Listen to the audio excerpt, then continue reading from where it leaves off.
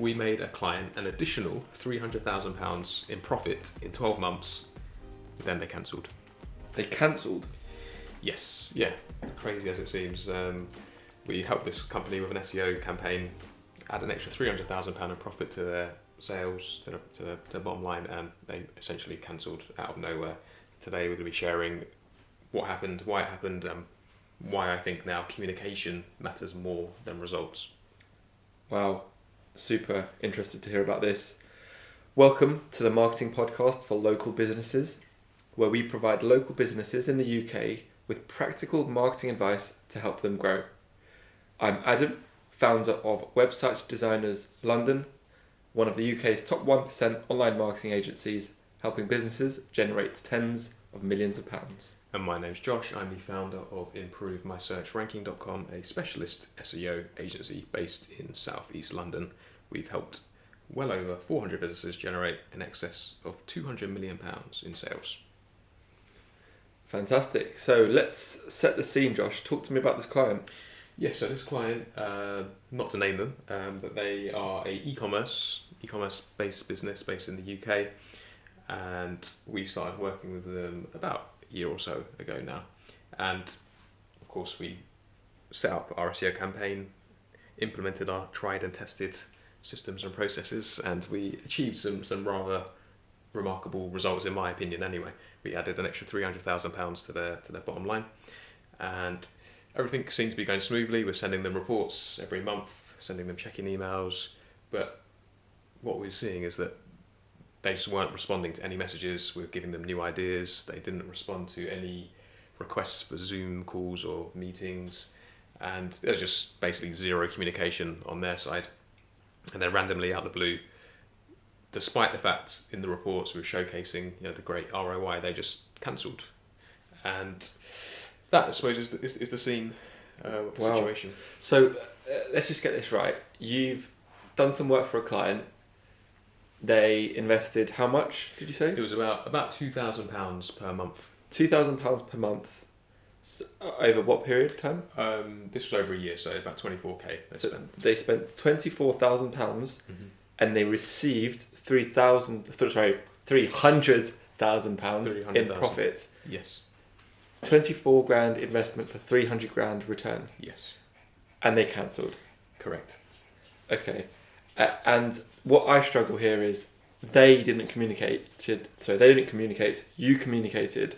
They didn't respond. Exactly. What do you do in those scenarios, right? Yes, it's crazy. So, I mean, I think the business lesson here is just to understand that the results, unfortunately, don't speak for themselves in all cases, and communication, even though we was communicating, we weren't actually getting on the phone. We didn't persist enough. We didn't actually speak face to face to this client, and for whatever reason they thought they wasn't getting a great service, and they stopped. So I think that is the key lesson here. I wonder if they thought they weren't getting a key service. I mean, we'll never know because they didn't respond. But just to speculate, I wonder if they did think they weren't getting a good service, or whether it was something else.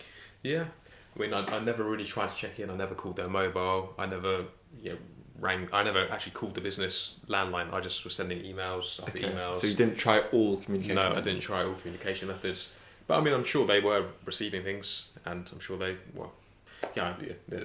just goes to show that results aren't always what clients are after. They need that hand-holding sometimes. They need the communication. They need to probably be shown how it's improving their business. Interesting. So I guess the big lesson here is results don't speak for themselves, right? Exactly, yeah. Silence can be dangerous. There we go. So I guess to your point there, just to summarise, I guess the real issue here is the lack of communication. The client felt disconnected from the successes that you were seeing and providing for the business. And maybe they weren't receiving the emails, maybe they didn't understand the emails, although I know the emails that get sent are very clear. There could be a number of reasons, but ultimately, maybe to your point, a phone call would have maybe gone a long way. We don't know. Yeah. So why does this matter to local business, do you think? So you probably don't run an SEO agency. If you're listening to this podcast, you may do, but probably not.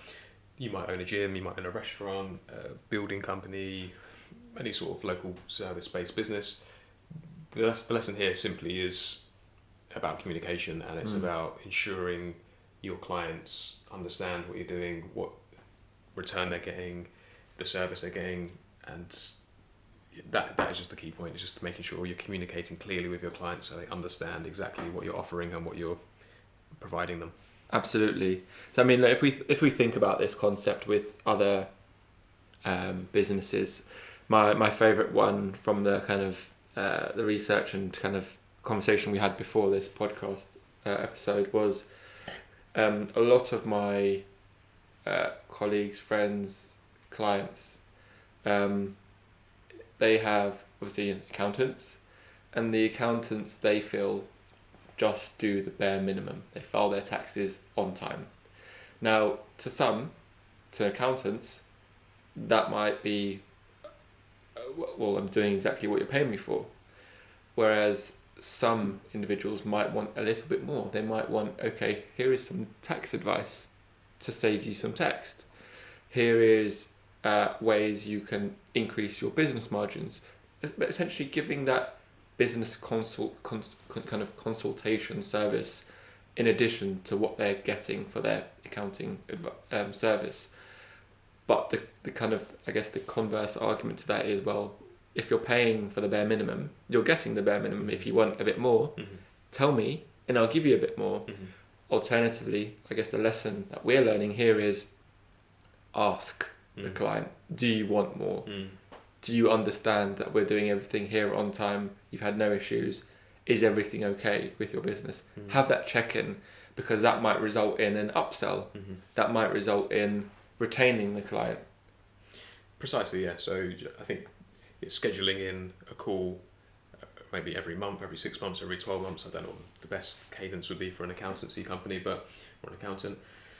But having that communication, face-to-face communication, or on the phone or on Zoom, would really help you as a business owner or provider of a service understand what your client is feeling and seeing from your service, and if there's some sort of misalignment with what you think you're doing or what they think you're doing, you can solve that issue there before it becomes too late and they cancel out of the blue. Absolutely. Another example, we talked about this and we're debating whether to use this example. A builder finishes a big renovation project, but they don't check in after the job. So my argument to you was, well, if they've done the job, Josh, why do they need to go back? They've finished their job, and you kind of, use devil's advocate, and you're I'll let you say what you said to me. I can't remember exactly what I said now, but I think it was something along the lines of if there was any problems, if anything, I don't know if there was a leak. Yeah. They, in my opinion, are still somewhat responsible for that. They built the extension or did the loft conversion. See, I mean, from experience, from the kind of building works, I think, again, I might be wrong, and I'm happy for a construction firm or a builder to reach out and say, Adam's wrong here. Their view is they've finished their job, the client are satisfied with the work, arrivederci, ciao. In the same way, a web design project is, once we've designed the project, they're happy, the client will sign a handover agreement, we're happy with the project, thank you, got a great website. But I think the point you made, which then for me justified the return, was not only, of course, to your point, it's great service, and you'll get that great service. It might result in a referral. That's what you kind of mentioned, and I was like, okay, I can stomach that.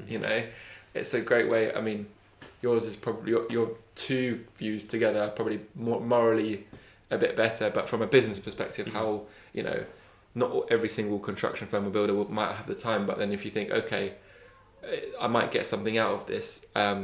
I might get a referral. They might say, you know what, you did a great job, thank you so much. Or in fact, I've got another job for you internally for our house. So you never know what might come from it. Building those relationships, that old adage as well. Your network is your net worth. So you don't know how these people might be able to help you in the future. A customer might result in something bigger. Precisely. So one final example could be an electrician upgrades a restaurant's lighting system but never follows up to explain how the new dimmer system actually works. So the restaurant staff think the lights are faulty, and instead of going back to the company who installed it, they're going to go phone somebody else up and get another company to replace it and use their services going forward. Yeah, that's a great example, and I think you've kind of mentioned some really key lessons. You've got some 5 key lessons. So let's what's the first one? What would you say? Success without communication is very fragile. Agreed. I'd say the second one is, understanding and tracking those wins is important, or you'll risk losing them. The third one I'll say is treating your partners and customers like collaborators, not just commodities. Fourth is, look, if you're too busy to communicate, it might cost you later. And finally, the biggest one in my opinion is just having small regular check-ins in person or on the phone or on Zoom, so you actually meeting eye to eye and speaking about the results is a great preventative way of stopping bigger problems happening down the line. Absolutely. I think we could probably summarise it with the adage, regular small conversations will beat a massive painful conversation every time, i.e. the customer leaving. Yeah, precisely. Awesome. So finally, a few action steps you could take as a business owner yourself.